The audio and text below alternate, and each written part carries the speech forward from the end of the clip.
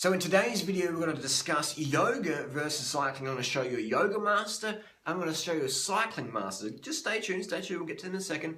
Hear me out quickly. Get a lot of emails. Do you know what I want to look like freely? I do 20 hours of yoga a week or whatever, lots of yoga. I don't have a bike. And I'm like, well, why are you doing yoga? Yoga's a waste of time if you're talking about weight loss. Yoga's not sport. Yoga's what you do after sport. After cycling, do some yoga. I do yoga every day for the last probably 13, 15 years. Just some basic yoga stretches before I go to bed. Every single day. A little bit of yoga. Flexibility is important, definitely. But yoga won't give you super lean, slim fitness. Cardio will give you that. Now in this video, we've got the yoga masters. Let's cut to it. So here we have Kino from Kino Yoga on YouTube. She is a master. I mean, Kino can put her body, contort it into incredible ways. It's just, her joint flexibility is insane. There's not many people on the planet who can do the level of yoga that Kino can. This is very, very advanced, long-time life of yoga. Now, Kino is a long-time vegetarian as well. She's a long-time vegetarian.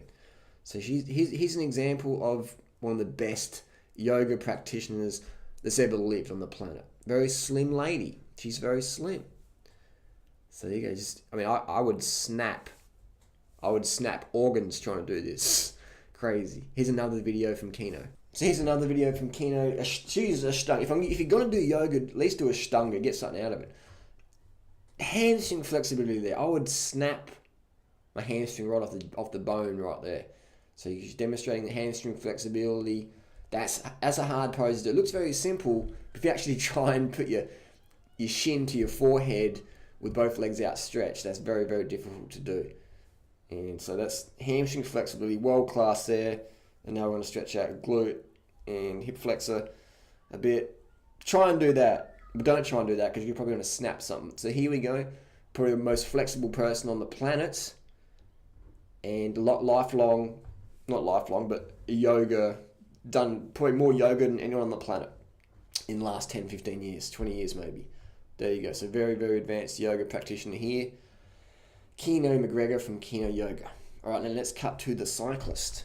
Now we're cut to the cyclist. We have Lizzie. Now Lizzie and Kino, they're both vegetarians. Actually, Lizzie apparently is a lifelong vegetarian from birth. Now she's a stick. She's very, very, very lean. Very lean.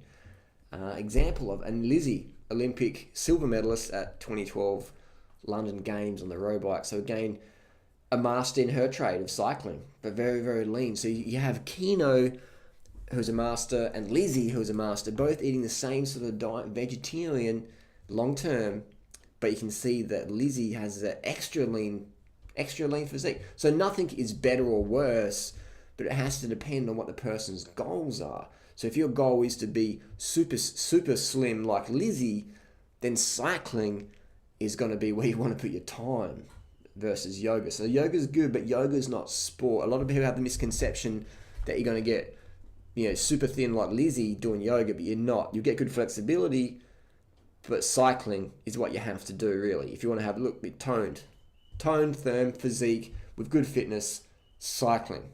That's what's going to do it to you. And you get to eat more as well because you better eat more calories.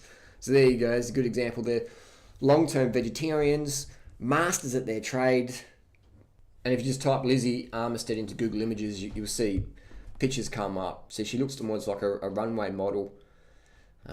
Just super slim. That's what cycling does for you. There you go.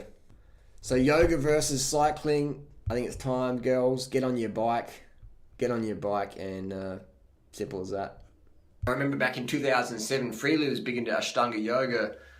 And I'm like, what the fuck are you doing, mate? This is a waste of time. This is a waste of time. Like, spending that much time doing flexibility work. A few minutes a day of yoga is fine, but Freely's goal was to get leaner. So I'm like, dude, get on the bicycle. So I don't know, I cycle, I've never had a bike. So Freely started cycling at age 27, and no looking back now. And yoga, Freely doesn't even bother with yoga anymore. Her flexibility is down the clacker, but she's rail thin. So that's a good modality you can use. If you're getting too thin from cycling, cut down the cycling, maybe stay on the flats and do more yoga.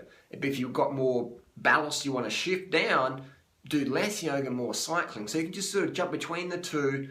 Both have their place. But cycling is really to build that stamina, yeah. But if you gain, I don't recommend cycling if you're too thin already.